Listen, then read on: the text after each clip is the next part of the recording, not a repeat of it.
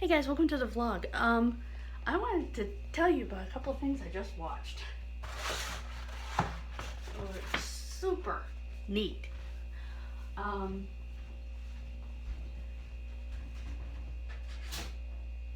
watched I guess you'd have to call it a biography of Dan Blocker, which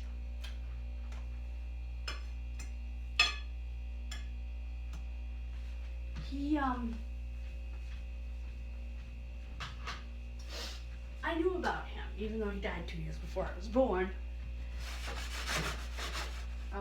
He was on Bonanza for a zillion years, and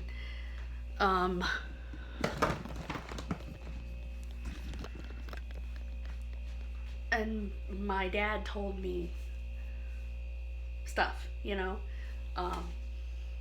about him, and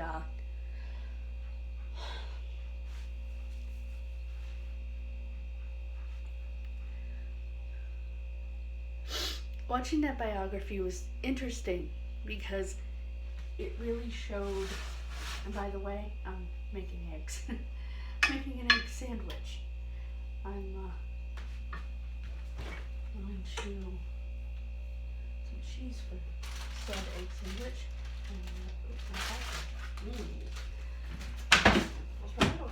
I'm trying to think now. I want cheese for my egg sandwich. I put a little of this on. I got a ton of this. I'll put a little of this on about this.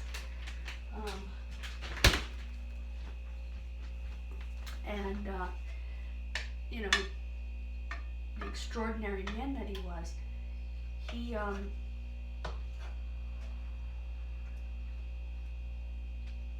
was a giant from the time, he was in 5th grade, he was 5 feet 5 inches tall. The man grew to be like 6'4" or something, and had a heart as big as he was.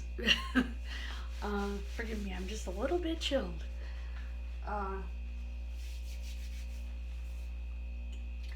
And he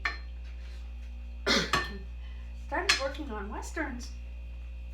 He met his wife in college in the drama department when he went to get some dummies out of the basement. Because he was big enough and strong enough. He was also extremely intelligent. But he was big enough and strong enough to carry the dummies.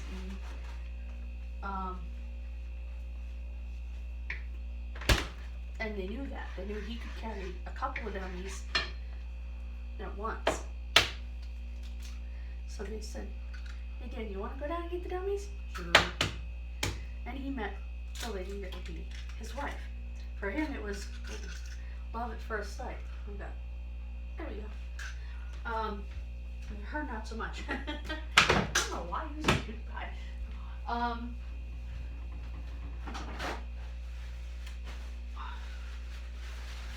But they did eventually fall in love. They had a bunch of kids. Well, he got married first. But he was drafted, went off to the Korean War, which I didn't know they drafted for that. And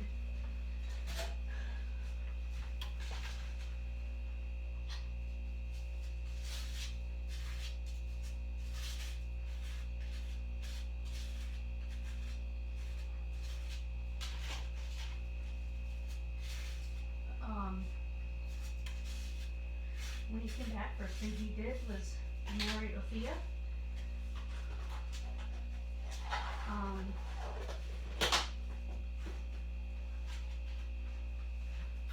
He,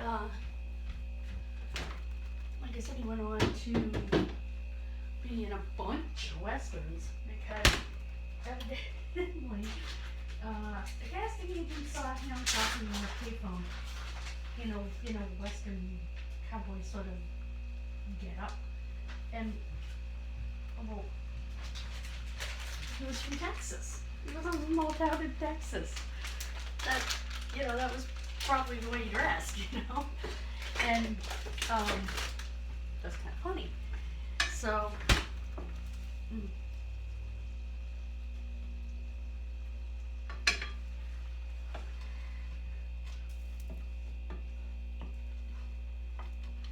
I gotta break the yolks. I don't usually like doing that, but it's going in a sandwich. They have to be broken. They have to be somewhat cooked. Somewhat solidified, I should say. They're cooked. They need to be solidified so that they don't make a mess. Anyway, they had kids, They had 2 boys and then they had twin girls. So they had 4 kids. And,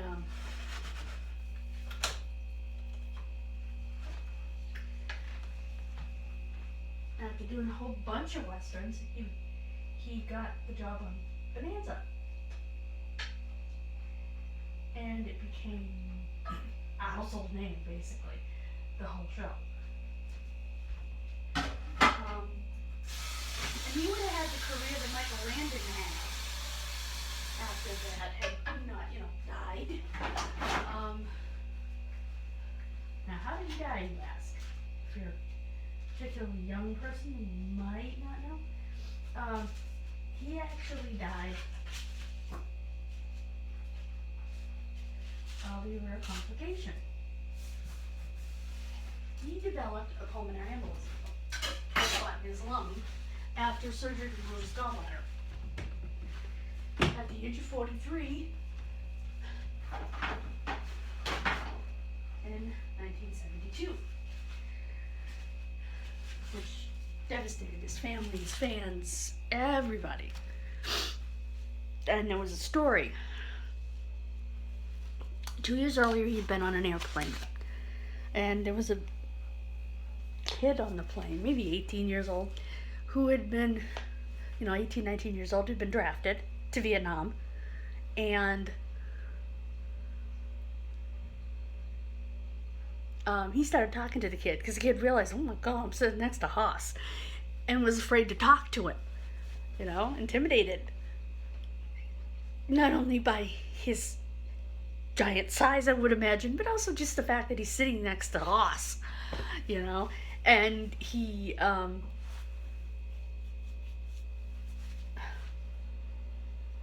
so he talked to the kid, and the kid told him what was going on, because he could see the kid was nervous, and he asked the kid what was going on. The kid said, I just got drafted. I gotta go to Vietnam. And he said, I myself was drafted for Korea. And they talked a little bit. He said, would you like a beer? He said, I'm not old enough. He said, I didn't ask you if you were old enough. And he got 2 beers from the stewardess, and he gave the kid a beer. And he said, when you come back, you look me up and I'll buy you another beer. The kid came back the day that Dan Blocker died.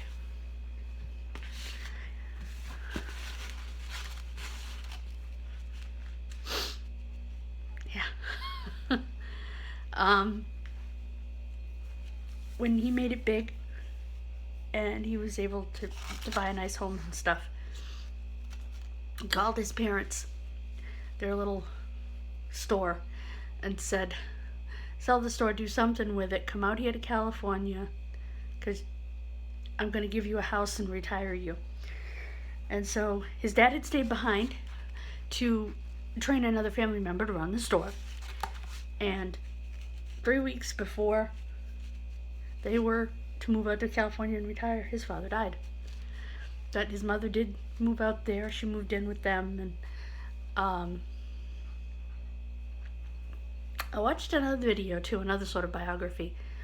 It was the story of, I'm freezing, Humphrey Bogart and Lauren Bacall. They were together until he died. Fortunately, he died young, but he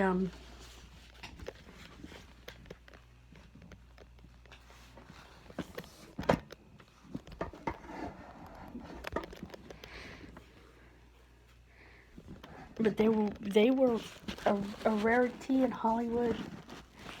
in the sense that they had an amazing love story. They had a son and a daughter. Neither one of which got involved in Hollywood or any of that. Oh, and even though she remarried after his death, because she was 25 years younger than him, which was, I guess, a scandal at the time.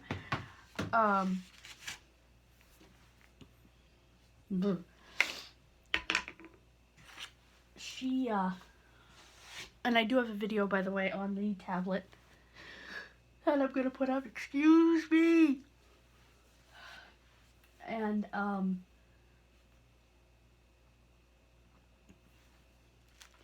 she never really found love after, because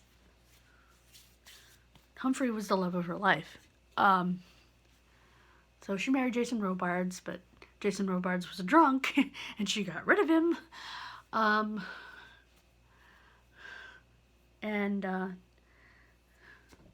She raised her kids. She would always tell her kids, your father was an honest man. Your father, and would tell them what their father would have expected of them. He died of esophageal cancer when his son was 8 years old. It's funny, too, because his son, very regular person, their son, I should say. He doesn't like to introduce himself with the last name Bogart, It's like, you're Bogey and McCall's son, and that was just never what he wanted, In fact, somebody in the comments on that video actually worked alongside his daughter and actually met him, and they were just regular people, even though they were, the product of Bogey and McCall. It didn't even, it's just not the people they were raised to be. It says a lot about how Lauren Bacall raised those kids.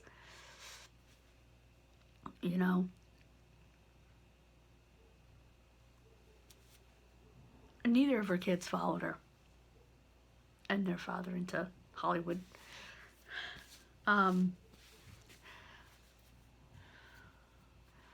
Back to Dan Blocker.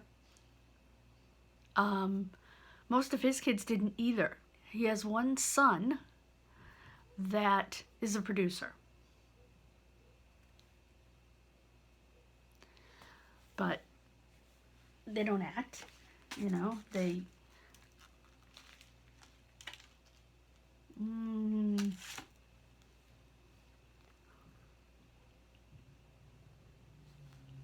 Yum. That's a good egg sandwich. I want to go because I want to eat it before it gets cold. Yum.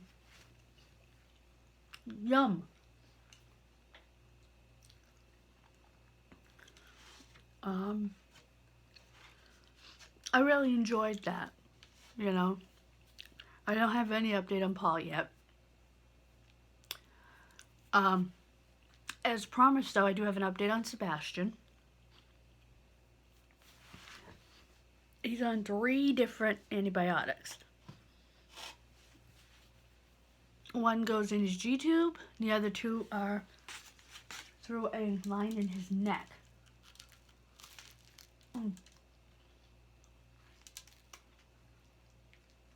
Because they couldn't get a PICC line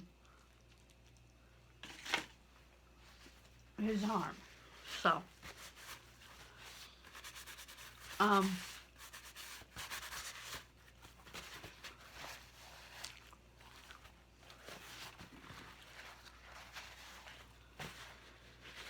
he does not like his arms held, particularly his left arm. For some reason, it really freaks him out.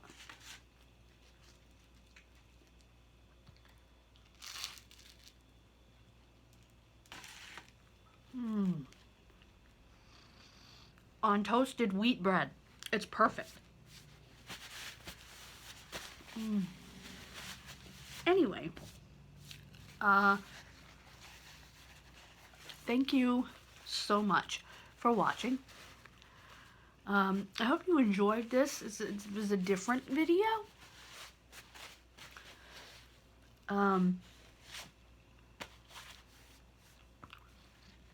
But sometimes I feel, you know, in my heart that I really want to talk about something with you guys, and it becomes a different video, you know? So, thank you for joining me. Have a wonderful rest of your day. I'm going to get both of the videos up, and I'll see you later. God bless you.